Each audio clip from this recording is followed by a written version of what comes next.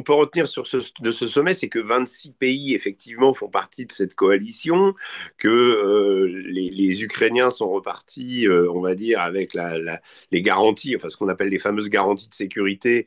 On commence à en imaginer les contours. On sait que les Européens se tiennent prêts.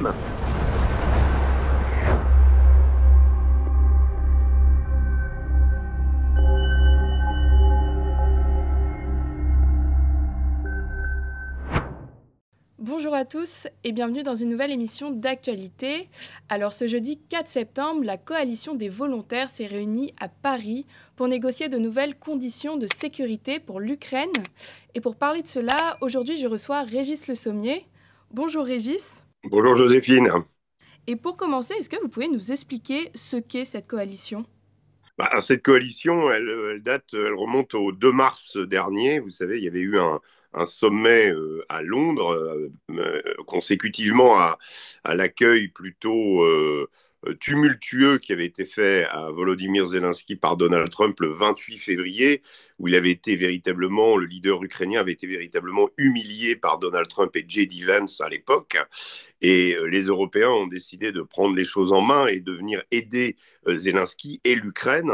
Et donc, il y avait eu ce sommet à Londres et donc l'annonce par Keir Starmer à l'époque, le premier ministre britannique, de la fondation de cette coalition des volontaires. Alors à l'époque, il n'y avait pas autant de pays, il y avait une dizaine de plus grandes puissances qui étaient présentes, mais ensuite ça s'est étoffé. L'idée étant pour ces pays d'assurer une aide à l'Ukraine et de montrer que en cas, alors c'est toujours l'ambiguïté, on va en discuter, c'est sur la question du processus de paix, c'est-à-dire que cette coalition des volontaires prend acte du souhait émis par Donald Trump d'obtenir une paix en Ukraine. Donc, c'est-à-dire on change de discours, on n'est plus dans on aidera l'Ukraine jusqu'à ce qu'il faut et jusqu'à ce que l'Ukraine triomphe. C'était ce qui était le discours avant qu'on entendait dans la bouche d'Emmanuel Macron ou d'autres leaders européens. Là, il s'agit d'acter le processus de paix, mais dans le cas de ce processus de paix, d'envoyer ou de renforcer l'Ukraine de façon officiellement à ce que si ce processus de paix est appliqué, eh bien, la Russie n'envahisse pas à nouveau l'Ukraine, qu'il n'y ait pas un futur conflit.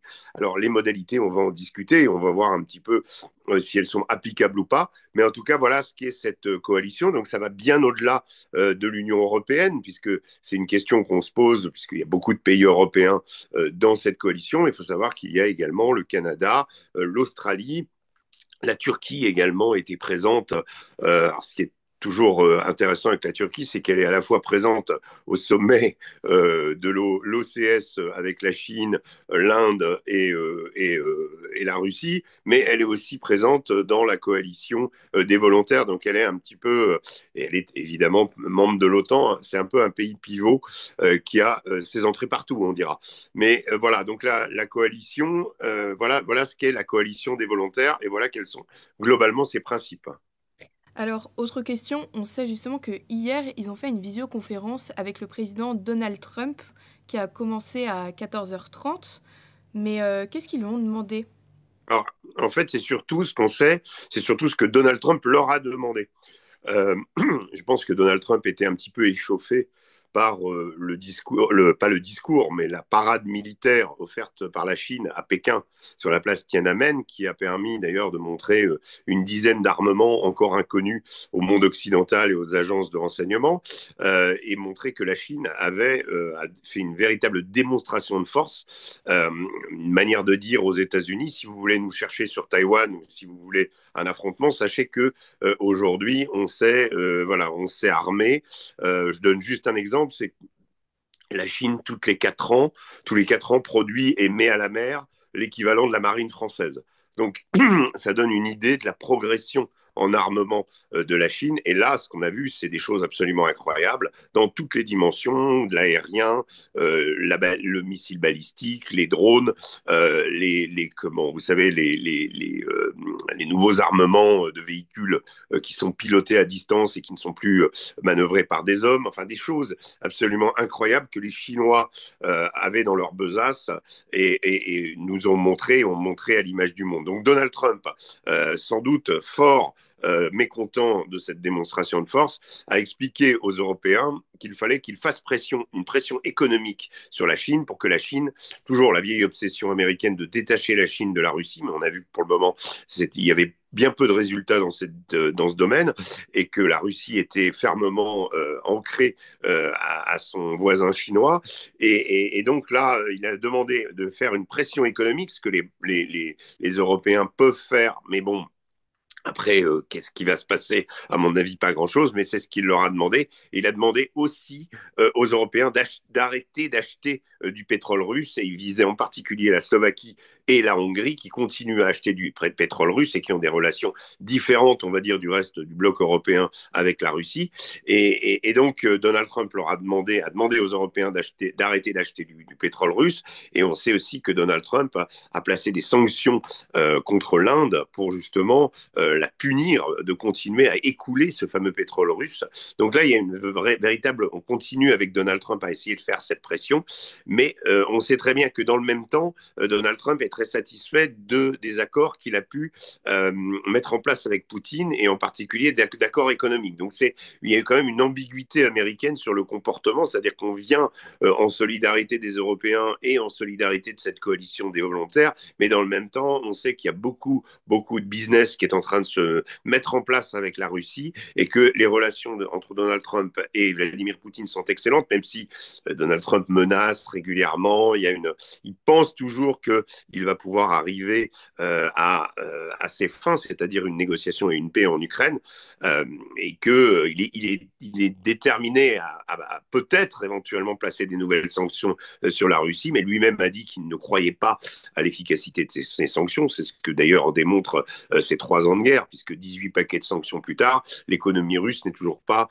à genoux et elle est toujours plutôt dans une phase de croissance. Donc voilà un petit peu ce qui s'est dit et on sait surtout ce que Donald Trump a demandé aux Européens. En revanche, ce que les Européens ont demandé à Donald Trump, c'est évidemment un soutien américain à cette coalition et le fait que même si les Européens aujourd'hui ont dépassé en termes on est à peu près, je crois, à 98 milliards d'aides militaires à l'Ukraine contre 75 à peu près aux États-Unis, donc les Européens donnent plus de matériel, mais en fait, en réalité, c'est du matériel acheté aux États-Unis, donc pour une grande partie.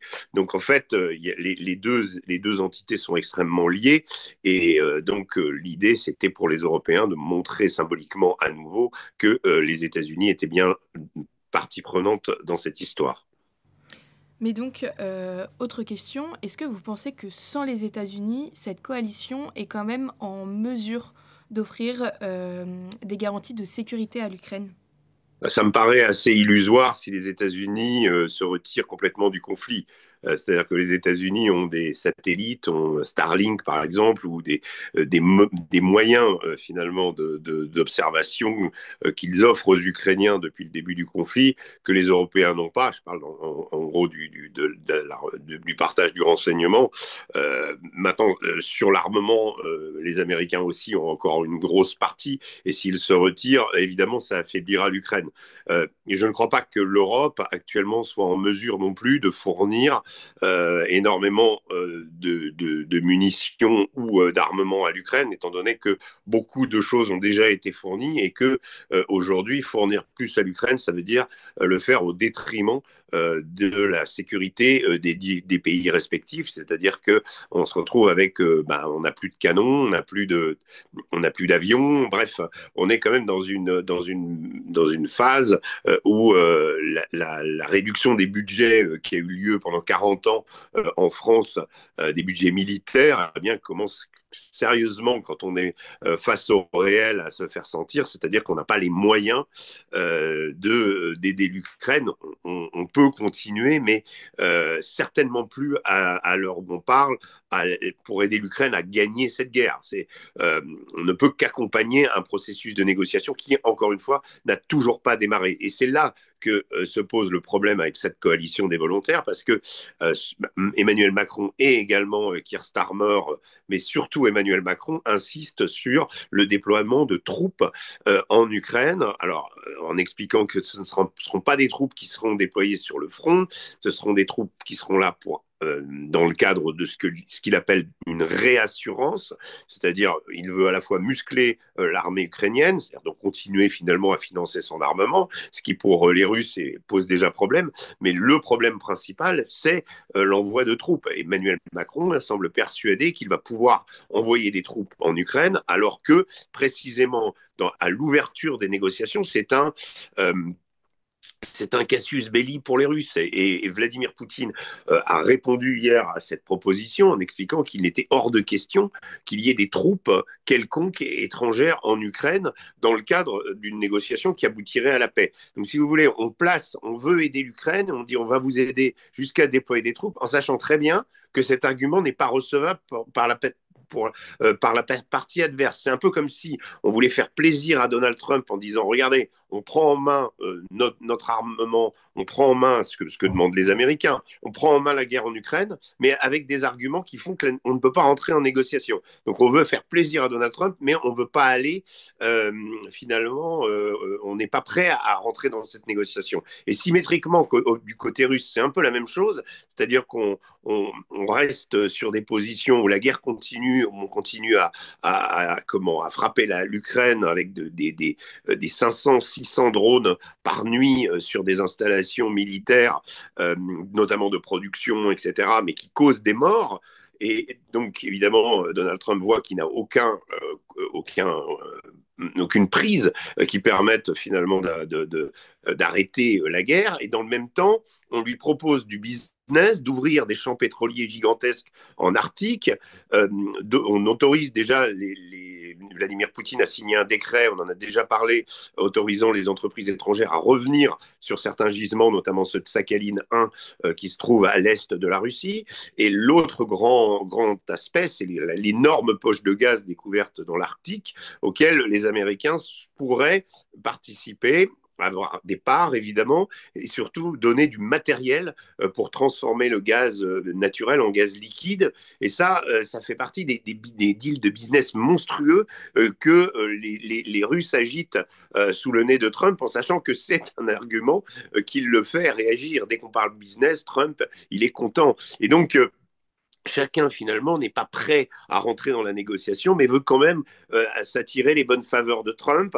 Et on sent que finalement, pour revenir à la coalition des volontaires, cette idée de troupes et d'envoi de troupes de réassurance, finalement, le fait de l'énoncer ne permet pas d'entrer dans la négociation de facto avec la Russie. Et pour terminer, Régis, qu'est-ce qu'on peut finalement retenir de ce sommet et est-ce qu'il pourrait y avoir des avancées suite à ça? Écoutez, ce qu'on peut retenir de ce sommet, c'est que 26 pays, effectivement, font partie de cette coalition, que les Ukrainiens sont repartis, on va dire, avec les garanties, enfin ce qu'on appelle les fameuses garanties de sécurité. On commence à en imaginer les contours. On sait que les Européens se tiennent prêts. Maintenant, je viens d'expliquer les limites de cet exercice.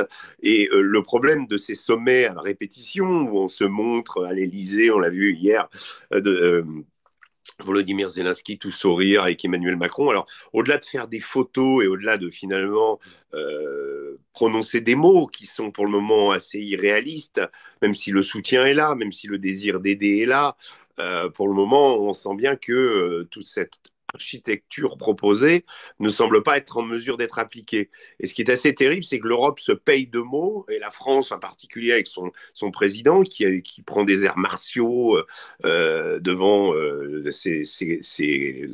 on va dire, ses homologues européens et qui passe finalement pour un chef de guerre. En fait, ce ne sont que des mots, tout ça. Il n'y a pas de concrétisation de rien du tout. Et de l'autre côté, en fait, on sent bien aussi que ces sommets-là sont faits pour répondre d'un point de vue symbolique aux images qu'on a pu voir dans les jours qui se sont écoulés, c'est-à-dire le sommet de l'OCS, l'Organisation de la coopération de Shanghai, à Xinjiang, à côté de Pékin, où là on a vu Narendra Modi, Xi Jinping, Vladimir Poutine, tous sourire, en train de se féliciter. Donc un monde finalement autre qui fait bloc, et la parade militaire à laquelle était adjoint Kim Jong-un, le nord-coréen. Donc finalement, l'autre monde, lui, par contre, concrètement, il est en train de montrer des choses. Il montre qu'il s'organise et il montre qu'on ne fait pas partie de cette organisation. Donc si vous voulez, c'est un peu, d'un côté, c'est un échange de symboles, mais d'un côté, on sent qu'il y a la puissance et la matière, puisque les Chinois, évidemment, aident les Russes dans leur guerre en Ukraine. Ça, c'est une réalité. Et puis, de l'autre côté, on a finalement des gens qui voudraient quelque chose, mais qui finalement se payent de mots. Voilà, si on peut conclure cette discussion avec ça, c'est qu'on se paye de mots et on fait des effets de manche, et finalement, dans le fond, il y a très peu de choses concrètes qui en sortent. Merci beaucoup, Régis, pour vos réponses. Merci beaucoup. Et merci à tous d'avoir regardé cette vidéo. Je vous rappelle que notre dernier mag, Iran, Syrie, Gaza, l'offensive des néoconservateurs, est toujours disponible en vente dans près de 5000 kiosques partout en France. Et je vous dis à très bientôt.